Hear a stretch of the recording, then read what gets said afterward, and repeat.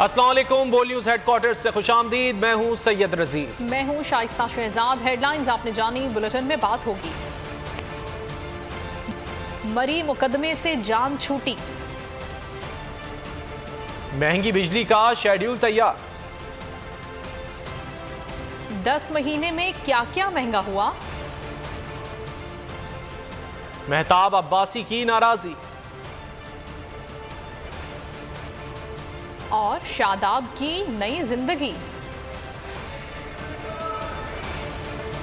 Bulletin का आगाज करेंगे अहम खबर से। शेख रशीद की जमानत मंजूर कर ली गई। मजिस्ट्रेट ने 50,000 रुपए के मुचलके जमा कराने का हुक्म दे दिया। शेख रशीद की थाना मरी में दर्ज मुकदमे में जमानत मंजूर की गई है। शेख रशीद के खिलाफ आसिफ जरदारी पर इमरान खान के कत्ल की साजिश का इल्जाम लगाने के इल्जाम में मुकदमा दर्ज है। इस्तिगासा के मुताबिक शेख रशीद ने इश्तियाल अंगेज बयान दिया था। अवामी मुस्लिम लीग के सरबराह शेख रशीद की जमानत दी गई है। मजिस्ट्रेट ने 50,000 रुपए के मुचलके जमा कराने का हुक्म दे दिया। शेख रशीद की थाना मरी में दर्ज मुकदमे में जमानत मंजूर की गई है। शेख रशीद के खिलाफ आसिफ जरदारी पर इमरान खान के कत्ल की साजिश का इल्जाम लगाने के इल्जाम में मुकदमा दर्ज है। इस्तिगासा के मुताबिक शेख रशीद ने इश्तियाल अंगेज बयान दिया। तहरीक इंसाफ के रहनुमा शहबाज गिल के खिलाफ बगावत पर उकसाने के केस में बरियत की दरखास्त मुस्तरद हो गई है। एडिशनल सेशन जज ताहिर अब्बास सिप्रा ने फैसला सुनाया। फैसले में कहा गया है कि शहबाज गिल पर 27 फरवरी को फर्द जुर्म आयद की जाएगी। एहतशाम अब्बासी हमारे साथ मौजूद हैं, उनसे मजीद हम बात करेंगे इस खबर के हवाले से। जी एहतशाम, बताइएगा। बिल्कुल, डिस्ट्रिक्ट एंड सेशन जज ताहिर अब्बास सिप्रा की अदालत में इदारों के खिलाफ बगावत पर उकसाने के केस में पाकिस्तान तहरीक इंसाफ के रहनुमा शहबाज गिल की बरियत के लिए दरख्वास्त मुस्तरद हो गई है। आइंदा समाअत पर फर्द जुर्म आयद करने का फैसला के दौरान मुल्ज़मान शहबाज गिल और माद यूसुफ अदालत में पेश हुए थे। शहबाज गिल के वकील ने मुकदमे से बरियत की दरख्वास्त पर दलाइल देते हुए कहा कि वफाकी या सूबाई हुकूमत की इजाज़त के बगैर मुकदमा दर्ज नहीं किया जा सकता। इस हवाले से दोनों तरफ से जो वकला है उनके दलाइल मुकम्मल होने के बाद फैसला महफूज किया गया था और महफूज फैसला सुनाया गया, जिसके मुताबिक शहबाज गिल की जो बरियत की दरख्वास्त है उसको मुस्तरद कर दिया गया। जी, बहुत शुक्रिया एहतशाम, आप हमें आगाह कर रहे थे। आपको खबर दे रहे हैं, रहनुमा तहरीक इंसाफ शहबाज गिल के खिलाफ बगावत पर उकसाने के केस में बरियत की दरखास्त को मुस्तरद कर दिया गया है।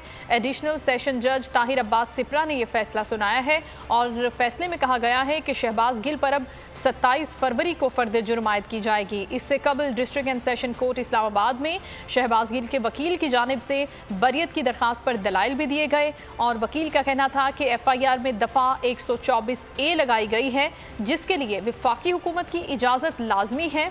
FIR 9 तारीख को दर्ज हुई और इजाज़त 10 तारीख को मिली है। इस तरह ये FIR गैर कानूनी हो गई है। वकील के मुताबिक शहबाज गिल के खिलाफ जो सबूत मिले हैं वो सिर्फ उनका कहना है कि 2 USBs में है।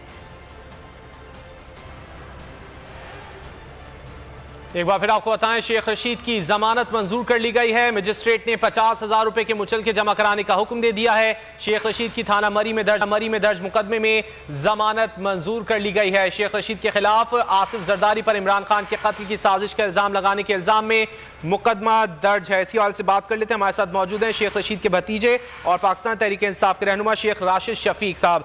राशिद शफीक साहब, क्या कहेंगे, जमानत मंजूर कर ली गई है मरी वाले मुकदमे में?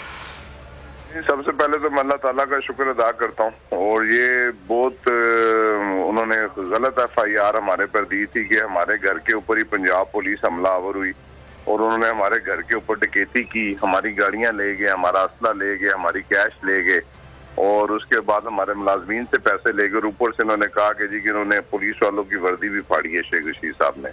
कल शेख रशीद साहब ने ऑन ओथ अदलिया अदालत के अंदर कुरान हाथ में उठा के कहा कि ये 150-200 लोग जो हैं मेरे घर पर हमलावर हुए हैं, इन्होंने ये सारी डकैती तो इन्होंने हमारे घर की थी, लिहाजा ये दफात बनती नहीं थी। लेकिन बहरहाल मैं अल्लाह ताला का शुक्र अदा करता हूँ, हमने पहले ही कहा था, हमारी 2 जगह पे जमानतें रिजेक्ट भी हुई हैं, हमें अदलिया पे यकीन है, हमें अदलिया से रिलीफ मिला और परसों सवाल दिन जो आपारा थाना की FIR है वो भी इस्लामाबाद हाई कोर्ट में लगी हुई है और मुझे खुदा के यहाँ पूरी उम्मीद है कि वहाँ से भी शेख रशीद साहब को जमानत मिलेगी और अगले हफ्ते 3-4 दिनों में शेख रशीद साहब सरखुरू होकर इंशाल्लाह ताला लाल हवेली आएंगे और आप लोगों से बात करेंगे। शेख राशिद शफीक जो कि शेख रशीद साहब के भतीजे हैं और पाकिस्तान तहरीक इंसाफ के रहनुमा हमसे गुफ्तगू कर रहे थे, बहुत शुक्रिया।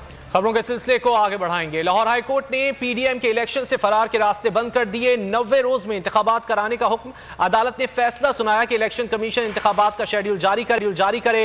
इलेक्शन कमीशन 90 रोज में पोल कराने का पाबंद है। पीटीआई की दरख्वास्त मंजूर। अदालत ने 16 सफात का तहरीरी फैसला जारी कर दिया। फैसले के बाद जमान पार्क के बाहर जश्न, कारकुनों ने खूब नारेबाजी की।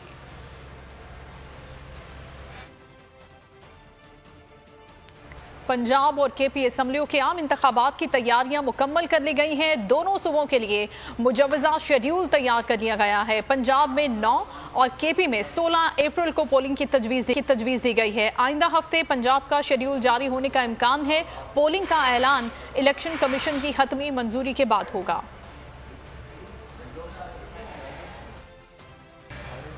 मुश्किल दौर से गुजर रहे हैं। मुझ समेत पूरी अशराफिया को ईसार कुर्बानी का मुजाहरा करना होगा। निजाम की तब्दीली के बगैर मुल्क तरक्की नहीं कर सकता। वजीर आजम शहबाज शरीफ ने वाजे कर दिया।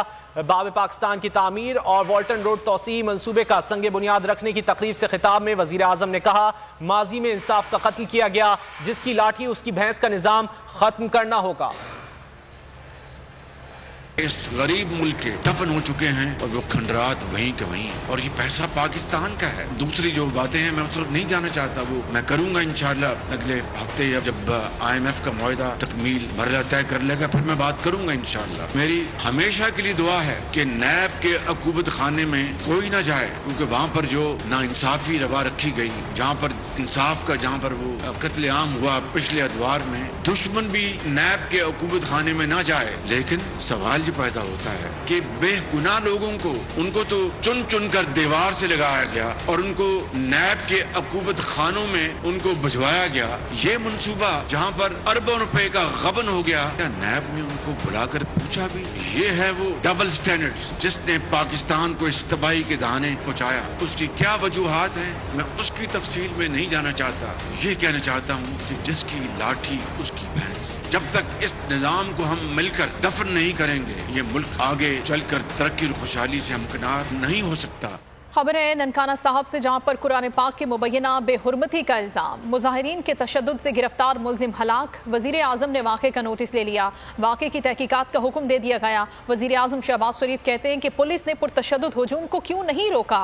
कानून की हुक्मरानी को यकीनी बनाया जाना चाहिए। किसी को कानून पर असरअंदाज होने की इजाजत नहीं होनी चाहिए। वजीर आजम शरीफ ने इस वाक़े का नोटिस लिया है। मुजाहिरीन के तशद्दुद से गिरफ्तार मुलजिम हलाक हो गया है। कुरान पाक के मुबैना बेहुरमती का इल्जाम, और ये मुलजिम पुलिस की हिरासत में था, जहां पर एक पुरतशद्दुद हुजूम ने इस पर तशद्दुद किया और इसे हलाक कर दिया। खबरों का सिलसिला आगे बढ़ाते हैं और खबर शामिल करते हैं कोलू में ऑपरेशन के दौरान बारूदी सुरंग के धमाके में शहीद होने वाले मेजर मोहम्मद जवाद और कैप्टन सगीर अब्बास की नमाज जनाजा अदा कर दी गई है। शहदा के सफर आखिरत में रिश्तेदारों, फौजी अफसरान और अवाम की बड़ी तादाद ने शिरकत की।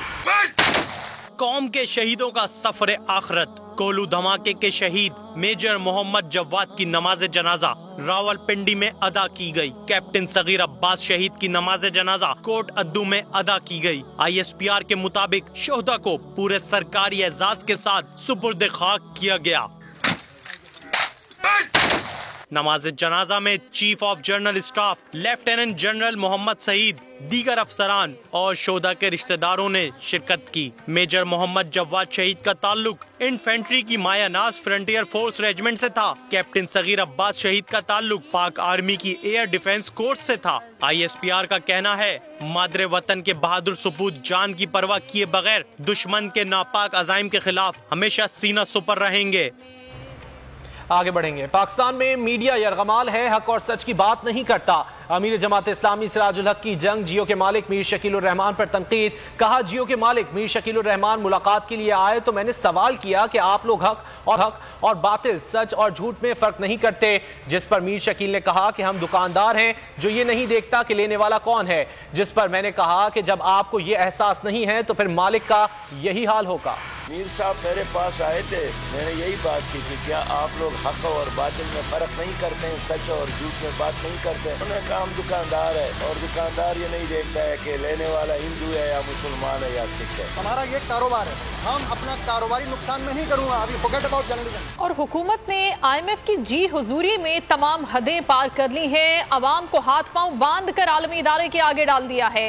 बिजली अब 1 या 2 नहीं, पूरे 7 रुपए 51 पैसे महंगी करने का प्लान हो गया है फाइनल। इजाफा नवंबर तक 4 मराहिल में किया जाएगा। 1 मार्च से किसान पैकेज के तहत सब्सिडी को खत्म करके 65 अरब रुपए की बचत की जाएगी। फ्यूल एडजस्टमेंट चार्जेस की मद में मजीद 35 अरब रुपए, सेल्स टैक्स की मद में इजाफी 14 अरब रुपए ऐंठे जाएंगे। अवाम को महंगाई का फटका, 440 वोल्ट का झटका। IMF बहादुर की जी हुजूरी, हुकूमत हर नाजायज फरमाइश करेगी पूरी। अवाम पर बिजली गिरेगी, फी यूनिट कीमत 7 रुपए 91 पैसे बढ़ेगी।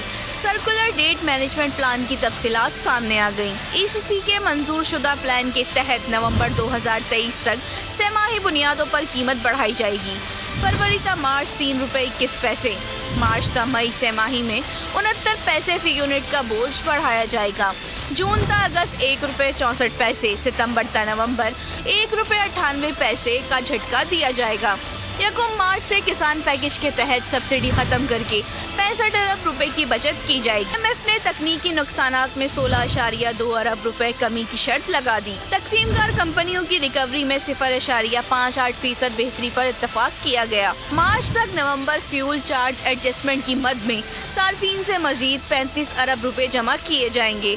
इस दौरान 14 अरब रुपए सेल्स टैक्स की मद में इकट्ठे होंगे।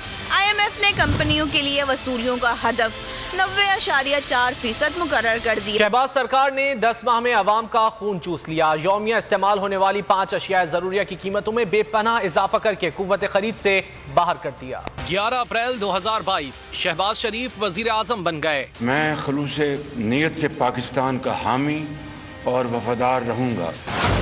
अप्रैल 2022 420 रुपए फी किलो मिलने वाली मुर्गी आज 700 रुपए हो गई, इजाफा 280 रुपए।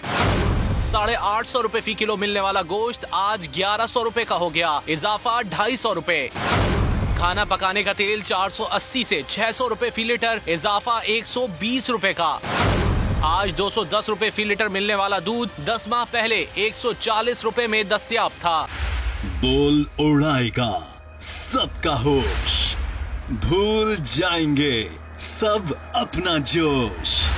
बहुत जल्द आ रहा है PSL स्पेशल ट्रांसमिशन, सिर्फ बोल न्यूज पर।